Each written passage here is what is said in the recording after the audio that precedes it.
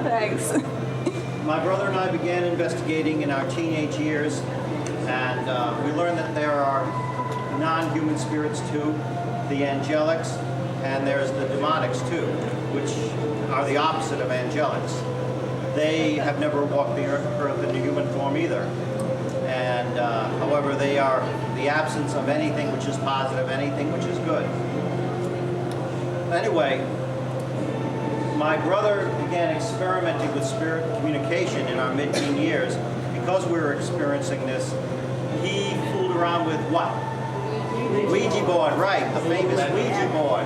All familiar with our friend the Ouija board, right? You know, and who can tell me what's the possible danger of the Ouija board, though? Yeah. Right. Yeah.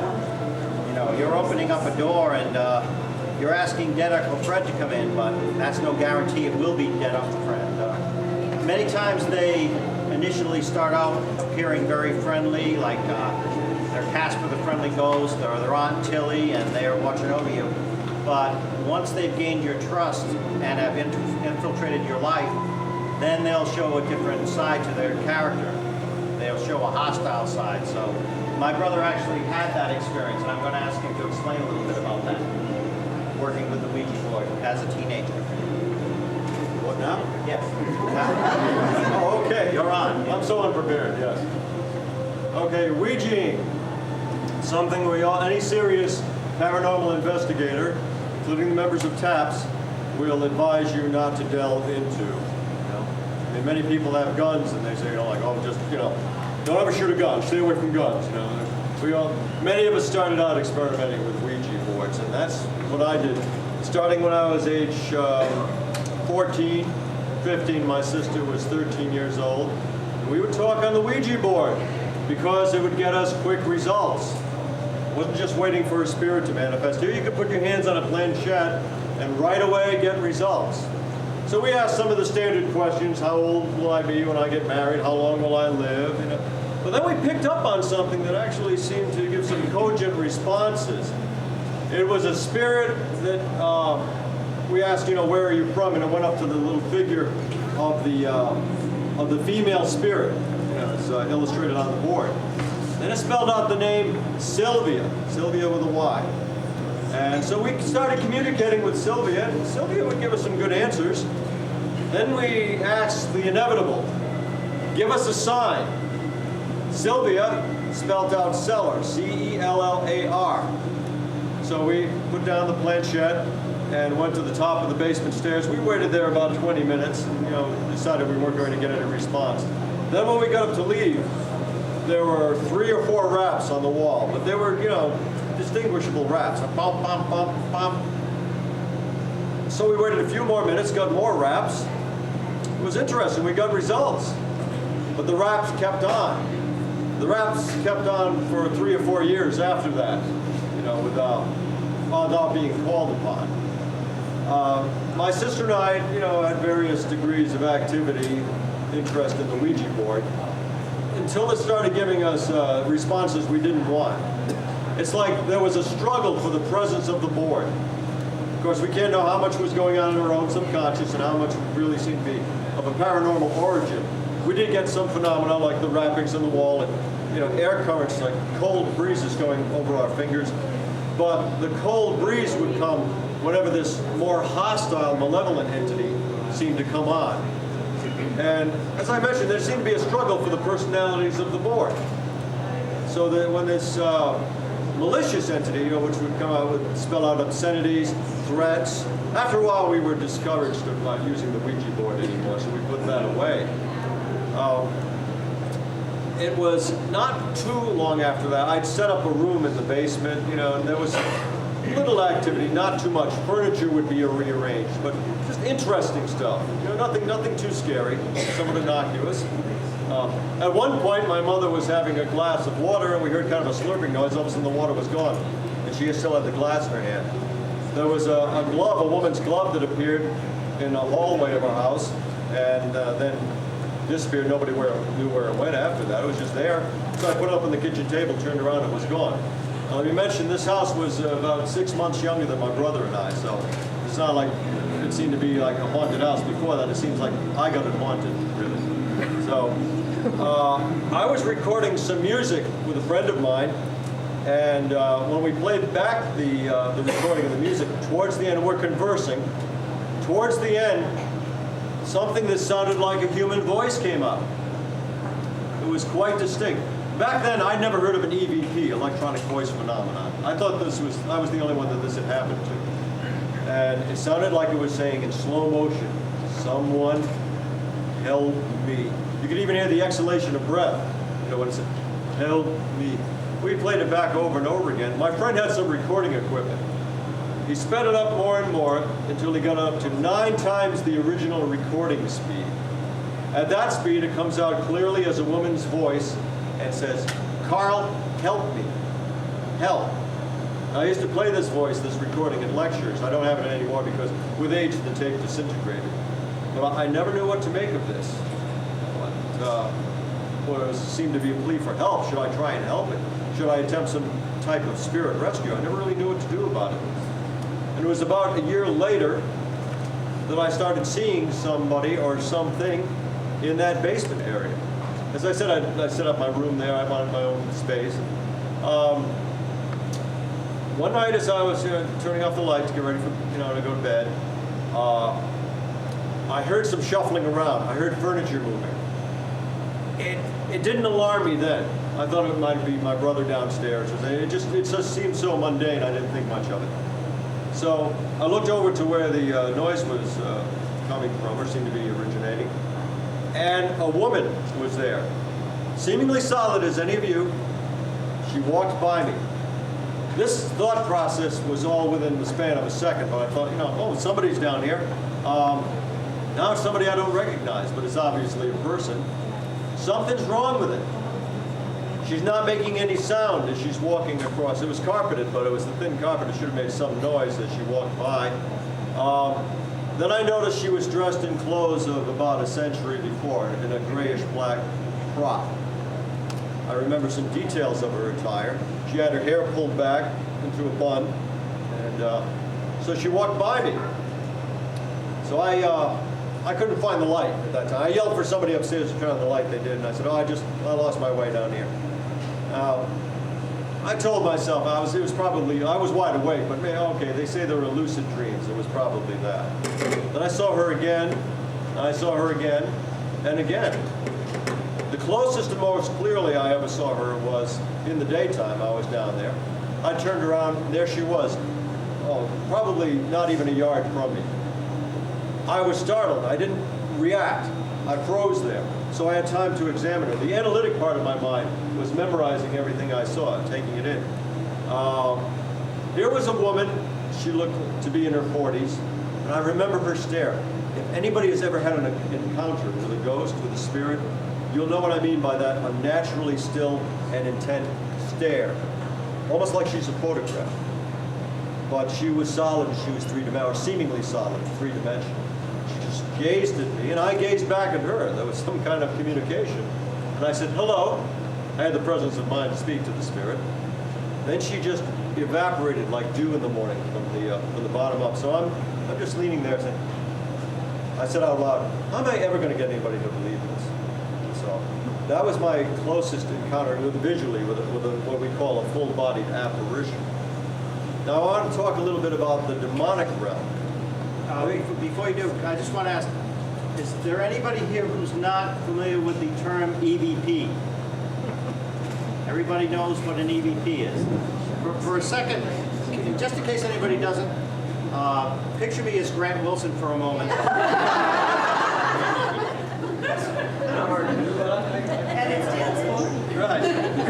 EVP stands for electronic voice phenomenon. It's a voice that is recorded. You may not hear it at the time. You play back the audio tape, you have a voice speaking to you. In a nutshell. I've got some impressions too. Won't bother with them right now. So you're going to the I explanation. do some good impressions of my coworkers, but it really wouldn't happen. But yeah, the demonic. Now, may I ask, How many people believe they have had a personal encounter with the spirit? By that I mean like hearing one, seeing one. Who's seen a ghost? Who's experienced a ghost here? A lot of people. About half the people. You convinced this was genuine? I'm convinced mine was too. Yeah. How many people feel they have had an encounter with a demonic presence? Okay, not as many, but some. It is sometimes difficult to differentiate between a spirit with a somewhat resentful or mischievous nature and what we classify as a demon or demonic presence. Demon is a word of Greek origin. It originally meant guardian spirit. In the European Middle Ages, the term became connoted with a hostile, evil, like fallen angel, a presence from hell, which they well may be. Now, their origins can be debated. Some people believe indeed they are fallen angels and they are under the hellish realm of the devil and subject to his will. Other people believe they may be vaguely of human origin, in other words, negative, hostile, unpleasant emotion that has been generated by human beings may have either produced these beings or brought them in. Generally, a demon is taken to be of non-human origin, and it's not a spirit of a deceased person. Rather, something that existed outside of time and space as we know it, and has come into our realm. The ones we perceive are generally the hostile demons, the malevolent ones. Maybe because they make themselves known. Whether there are demons that don't resent the human race, we don't know for sure. Actually, very little is known about the demonic realm. But there are some commonalities. When we're called into a case that's suspected to be demonic, the people are usually in great distress. And what we've heard over and over again are these symptoms. Their children are reacting to something. Their animals, their pets, are reacting to something. The dog or cat will watch something walk across the room. Now, that's pretty much a dog or cat's full-time job description. to look at things that aren't there, you know.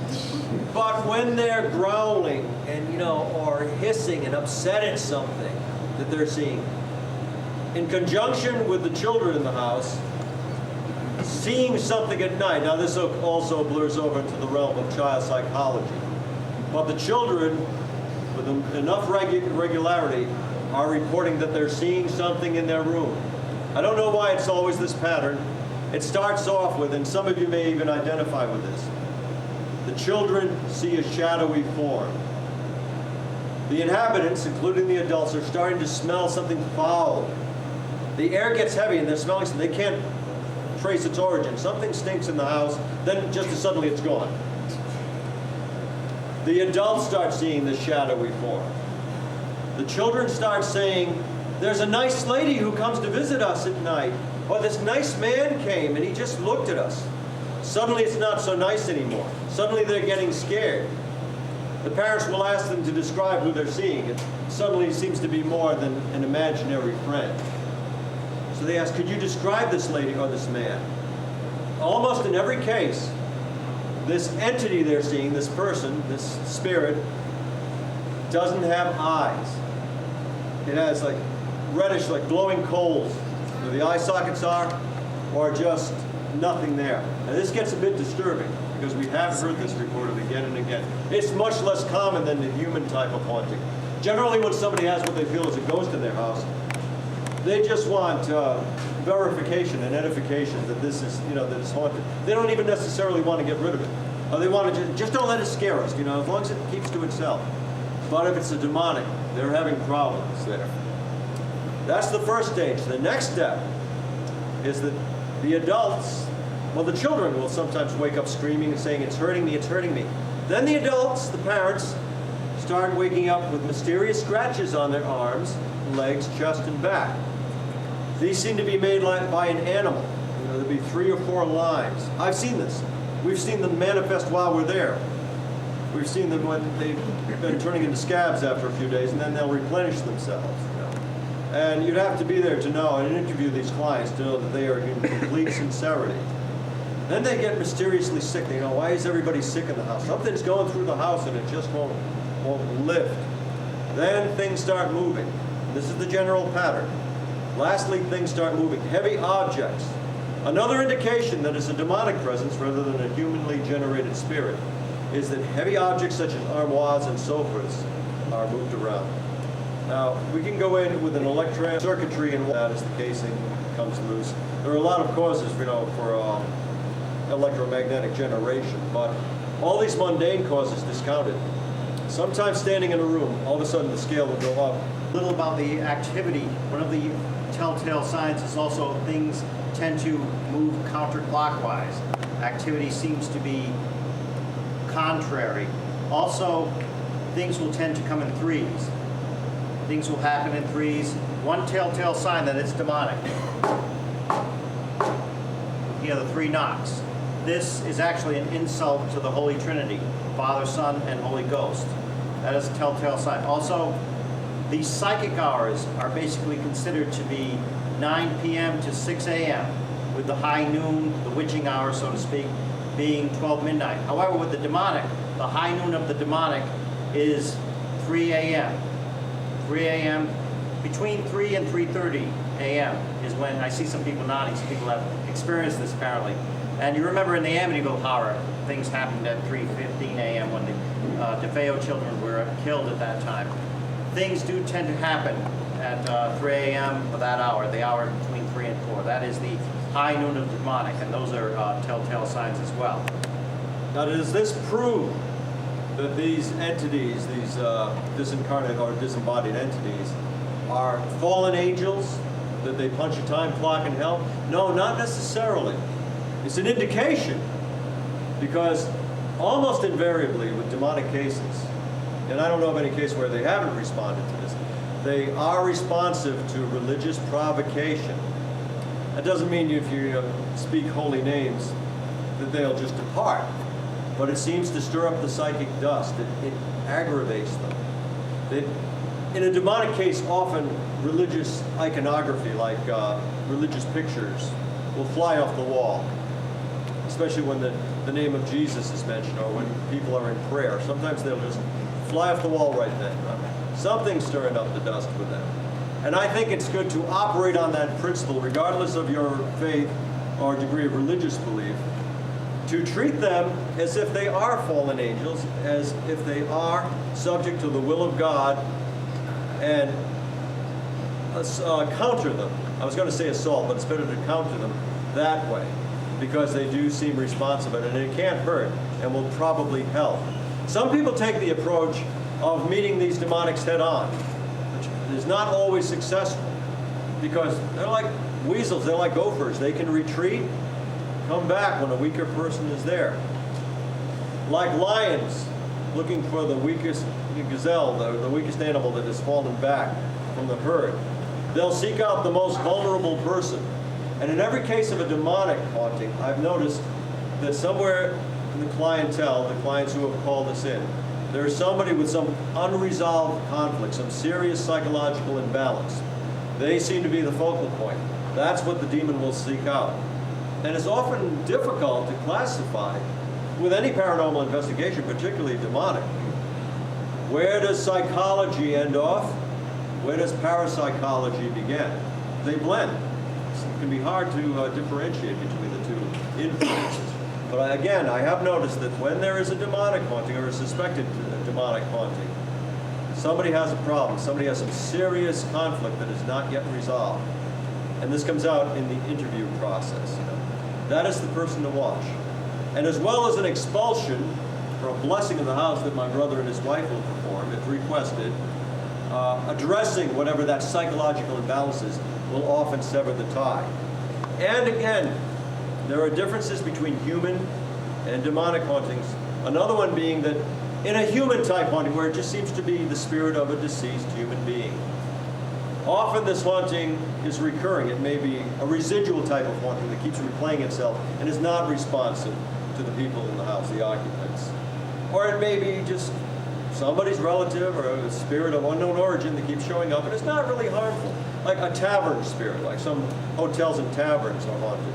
Actually, we're going to be exploring that tomorrow night. But in a demonic haunting, suddenly it's there. Nobody knows what brought it in. Nobody knows what engendered the problem. Suddenly, this demonic is there. And it often departs just as suddenly, but it wreaks a lot of havoc in the meantime. Also, certain individuals and families will be more susceptible, more sensitive. And again, to the Amityville house, the Lutzes moved in, chaos began. Other families have lived there with little or no problem at all. And as many of you know, Mr. Lutz just passed away about a month ago at age 59. So we keep his family in our prayers and keep him in our memories. Very nice person.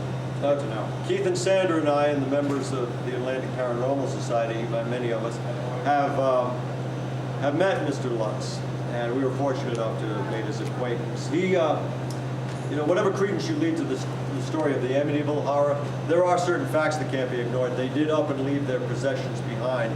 The family never made much money on the tale of the movie and the book, the Amityville horror. George Lutz seemed to be in complete sincerity when he related his story. You know, I think there has to be more than a kernel of truth to the tale they related. But that seems to be, whether you accept it as genuine or not, it seems to have many of the classic symptoms of a demonic haunting. A person can bring in a demon. It's an easy thing to do, actually. Too easy sometimes. But they're bringing it in more than creating it. Actually, they're not creating it. They're just giving it an avenue. That's why scrying, fortune-telling, Ouija board divination is potentially very dangerous. It's billed as a harmless parlor game, but it's rather like living in the country and leaving the door open. You might get some squirrels that come in sometimes, some harmless rodents, or you might get a bear that comes in. You know. And demons, once they've got a foothold in a house, they're notoriously difficult to get rid of. Which is the reason we often get called in on a case. Unfortunately, it's usually in the latter stages where we get called in before somebody comes to us for help. And many organizations, paranormal investigation organizations, will get into a haunting. However, once they find out it's at the level of a demonic haunt, then sometimes they feel they're over their heads. And many groups have never been trained in this. They're not really equipped to deal with this level of activity.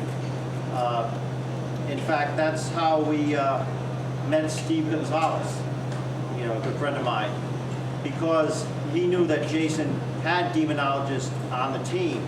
He was on a case that he thought, you know, this may be more than a human spirit. And so he did the wise thing. He called in others to consult, you know, because it's a bad thing to be alone in these situations. So he called us in, and that's how we started our association with Steve, just as an example. Now, there's always been a thing where a lot of people will call us and say, we don't want to touch this and everything. It's Jason, Grant, Brian, and I, and Carl. We hear it's demonic, we're right there. You know, that's something that's kind of been our specialty. And there was in fact, the first case my brother and I ever investigated, the first major case, we were still in our teenage years, and we'd joined a paranormal investigation group affiliated with Rhode Island College. And of course, this is back in the early 70s, and it's long before internet access or anything like that. You always have to give away our age. Well, You can't just say it was a while ago. yeah, well, okay, we're over 30, so I can't help it. Okay, we were mere tots at the time when we joined this group at Rhode Island College. Yeah, we're very young, but we're still teenagers. But I put an ad in the paper. Does anybody have unexplained occurrences happening in their house? I thought it would just be laughed at, because it wasn't really the norm back then to go investigate paranormal activity. But 3 weeks later, I did get an answer from a woman who apparently was going through a terrible disturbance, and it turned out she did have a full-blown demonic infestation going on in her house, and that turned out to be our first case. So talk about getting our feet wet. And number of things have happened in this house. For one thing, it was an 18th century farmhouse. She was upstairs one day and cleaning out her closet. She felt like she was being watched really, really strongly, like she wasn't alone. She tried to ignore it. Well, it wasn't going to let her ignore it because a coat hanger came off the coat rack, began whapping her on the head. So she ran downstairs, and quite frightened. And one thing after another, the family was getting sick, they were getting attacked, they were getting scratched, then they were fighting with each other, and it turned out to be a terrible situation. So that's why we were called in. And also, around this time, we were still on teenage years, we met Ed and Lorraine Warren, considered the pioneers of paranormal investigation as we do it today. They were the paranormal investigators who were actually called into the Amityville house, and they became very famous and well known because of that. And they still reside in Monroe, Connecticut. Unfortunately, Ed is infirm, so we keep him in our prayers. He's very sick these days. Lorraine still lectures. She doesn't go on many cases. She more consults. She is a clairvoyant, sensitive, very similar to what C.J. Sellers does. So when we met Ed and Lorraine Warren, we realized that we weren't the only ones who weren't crazy. And actually, that's a phrase we were to hear many times, and we still do hear it. People who are going through paranormal situations, they say, "You're going to think I'm crazy, but..." Then why did you call? Yeah, right. I'm going to think you're crazy. Yeah, right. Again and again, though, that's how you'll usually hear. Like, people would be hesitant to share it, even though they realize they've approached us in our capacity as paranormal investigators. You're going to think I'm crazy, because a lot of people will. A lot of people have. Of course, and then going back many years later, in the year 2001, T.A.P.S was called into a case in Maine, where again it was an 18th century farmhouse. They were having quite a few spiritual disturbances. We went up there, and we were, thank God we made it in one piece, because it was a terrible snowstorm. We kept seeing these drifts, and every 20 miles or so we'd see another car accident. And by the time we got there, it was over 3 feet of snow when we got there. Yeah, you were traveling up in a van, and at one point you saw a van overturn. Yeah, van exactly like we were driving. This bodes ill. Yeah. But that was a very, very interesting case. It was the first night we were there. We left the video camera going on night shot upstairs, and this is one rare time we actually got an EVP on video. When we left it up there, it was about 2:30 in the morning. We heard a tremendous slam, as if somebody really slammed a door shut full force. We went up there, we walked around, we couldn't find anything. About 10 minutes later, we went back downstairs. We played the tape the next day, and we heard the slam, like a door slamming, even though there was no door slamming. And then we heard this voice say, a little girl's voice say, "They're coming, they're coming." And you could hear 3 taps, not uncommon in the EVP, you could hear taps. And then you hear us coming up the stairs, you hear a male voice say, "They are here." And then you see us walk around, you see us walking around looking everywhere. We didn't find anything, we went back downstairs. And the next night I did a blessing, I conducted a blessing, had people lined up in front of me and back of me in case there was an attack.